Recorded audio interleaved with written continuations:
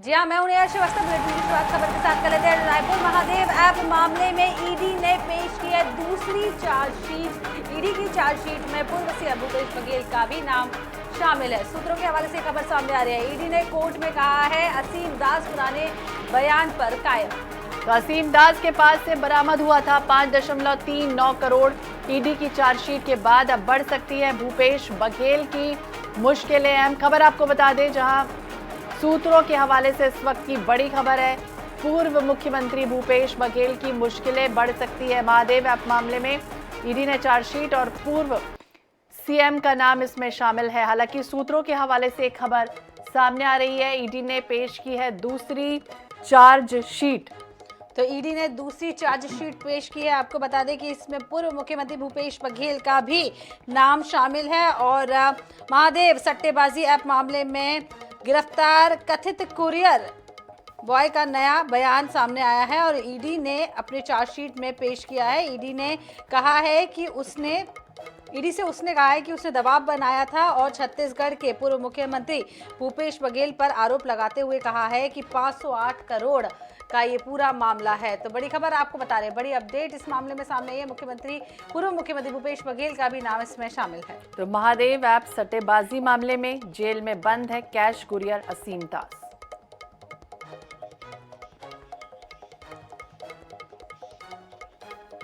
संचार प्रमुख सुशील आनंद शुक्ला जी हमारे साथ जुड़ गए हैं। सुशील जी, बहुत बहुत स्वागत है आपका NH 24/7 पर। और क्या कहेंगे सुशील जी, जिस तरह से क्या लग रहा है भूपेश बघेल की मुश्किलें अब बढ़ती हुई नजर आएंगी ईडी की चार्जशीट? जी आपको धन्यवाद। देखिए, जो ईडी की चार्जशीट है, इसके पर जिस आदमी के बयान के आधार पर ईडी ने पूर्व मुख्यमंत्री श्री भूपेश बघेल का नाम इसमें ऐड किया है जी, असीम दास ने के बयान के आधार पर ईडी ने सरसरी तौर पे उस समय राजनीतिक रूप से एक षड्यंत्र किया था, एक प्रेस नोट जारी किया था, जिसमें असीम दास के बयान के आधार पे कहा कि तत्कालीन मुख्यमंत्री भूपेश बघेल के पास 508 करोड़ रुपए पहुंचाए गए। प्रेस नोट की सत्यता की बिना जांच किए ईडी ने उसके बयान की सत्यता की बिना जांच किए ईडी ने चलते चुनाव में प्रेस नोट जारी कर दिया और उसमें स्टार लगा के लिख दिया कि subject to matter of investigation. अब एक राजनेता के ऊपर, उस समय के एक मुख्यमंत्री के ऊपर में एक ड्राइवर के बयान के आधार पर 508 करोड़ रुपए लेने का आरोप लगाती है ईडी और उसके बाद में उसका प्रेस नोट जारी करके सार्वजनिक किया जाता है। ये सीधे सीधे उस समय चुनाव को प्रभावित करने की कोशिश की गई थी। उसके बाद उस व्यक्ति ने कोर्ट में अपने वकील के माध्यम से हलफनामा दिया, बयान दिया कि मुझे अंग्रेजी नहीं आती है। ईडी ने मुझ पर दबाव डाल के उस सिग्नेचर को करवाया था। दूसरी बात, मैंने कभी किसी भूपेश बघेल व्यक्ति को कोई चाराना नहीं किया था। तो उस व्यक्ति का कोर्ट में बयान है। अब उसके बाद में ईडी थाने जेल के अंदर में जाके उस व्यक्ति का फिर से बयान लेती है और जेल के अंदर में दिए गए बयान के आधार पर चार्जशीट दायर करती है। तो ईडी की कार्यप्रणाली पे ही सवाल खड़ा होता है। पहले आप उस व्यक्ति का इंट्रोगेशन करते हैं, 3rd डिग्री के आधार पर बयान लेते हैं, उस व्यक्ति ने कोर्ट में जो बयान दिया, अभी फिर ईडी एक बार जेल में बयान देती है। तो कौन सा बयान ज्यादा पुष्ट है, कौन सा बयान की ज्यादा एथेंसिटी है, कौन सा बयान ज्यादा प्रमाणिक माना जाएगा, तो कोर्ट में अपने वकील के माध्यम से दिया है या फिर ऐसी इन्वेस्टिगेशन एजेंसी जिसके कार्यप्रणाली पे पूरे देश में सवाल खड़ा हो रहे हैं, उसके द्वारा लिया गया बयान? जी सुशील जी बोलिए। ये राजनीतिक षड्यंत्र है जो साफ दिख रहा है। राजनीतिक षड्यंत्र है जो साफ दिख रहा है, लेकिन इसके पहले अगर हम देखें वो बयान जिसमें कहा गया था कि साजिश के तहत फंसाया गया, उसने कभी किसी को नकदी नहीं दी, लेकिन उसके बाद अब वो ये कह रहा है कि किसी ऐसे व्यक्ति के प्रभाव में दिया गया और उनके साथ जो व्यक्ति आया था, इस कारण से मैंने इस तरह का बयान दिया था। सीधे मैं तो वही बोल रहा हूँ कि पहले वो उस व्यक्ति का एक बयान ईडी सामने करती है, ईडी खुद बयान लेती है, उसको अरेस्ट करती है, उसके बाद उसका बयान आता है। उस बयान को तत्काल आनंद फानंद में उसके बयान के आधार पर प्रेस नोट जारी किया जाता है।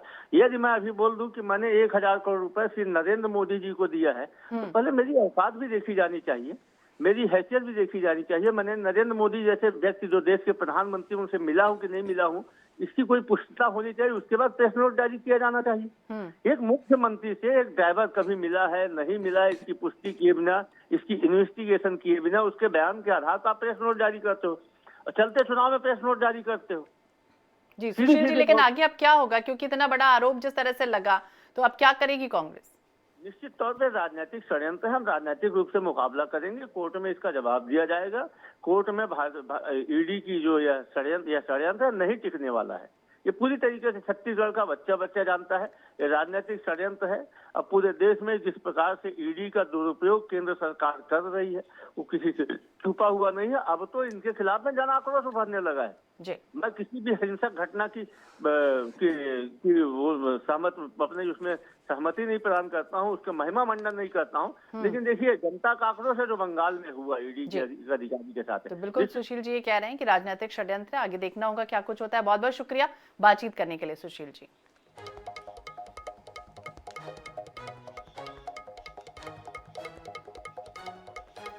तो इसी खबर पर ज्यादा जानकारी के लिए विशेष संवाददाता गौरव शर्मा हमारे साथ जुड़ गए। गौरव, अब मुख्यमंत्री भूपेश बघेल का नाम एक बार फिर से इस महादेव सट्टा ऐप में सामने आ गया है। आप किस तरीके से देखते हैं आप इस पूरे मामले को? देखिए, ईडी की कार्रवाई को लेकर काफी बवाल भी हुआ था। चुनाव के समय पूरा मामला सामने आया था। चुनाव के कुछ वक्त पहले ही इस तरह की जानकारियां सामने आई थी। लेकिन अब जो महत्वपूर्ण खबर है वो ये है कि 5 आरोपी इस मामले में बनाए गए जिनके खिलाफ चार्जशीट दाखिल किया गया है।